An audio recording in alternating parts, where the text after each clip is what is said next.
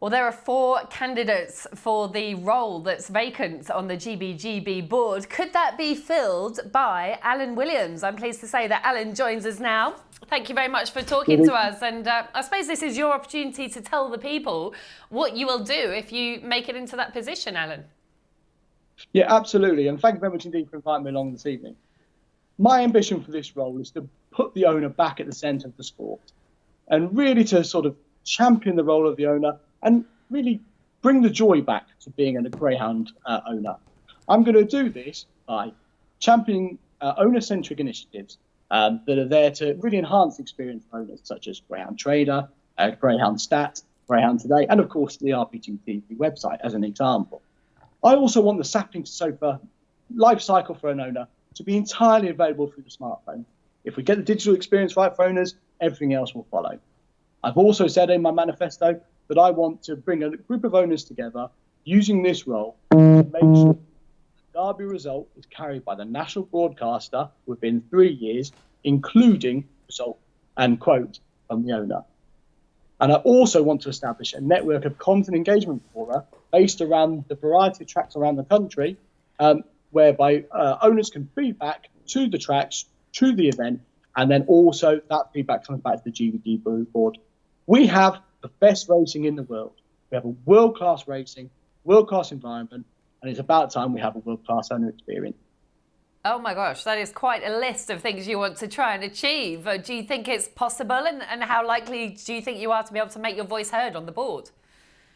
Look, I appreciate it's ambitious, but it's also achievable, and I've got a real plan for it. In my career, I've been able to engage and listen and react to stakeholder feedback in order to deliver my aims and ambition. I think it's important that we see greyhound racing as growth. It's never been better in the last few years. We've got more tracks, we've got a fantastic flagship event, we've got this brilliant digital offering that we're just not quite utilising properly. I think we need to stop thinking about what is the next problem, what is the next disaster scenario, and actually thinking, what's our 5-year vision for the owner experience? And we're only going to be able to do this if we bring our owners with us. If I'm fortunate enough to gather enough votes from other owners, I'm going to make sure that our vision, our owners' vision, our owners' experience, that we want the sport to look like, is put right in front and centre of the GBGB agenda. What do you think sets you apart from the other candidates then? Look, I'm a new voice, I'm a new perspective, but I'm a huge enthusiast. I absolutely adore greyhound racing.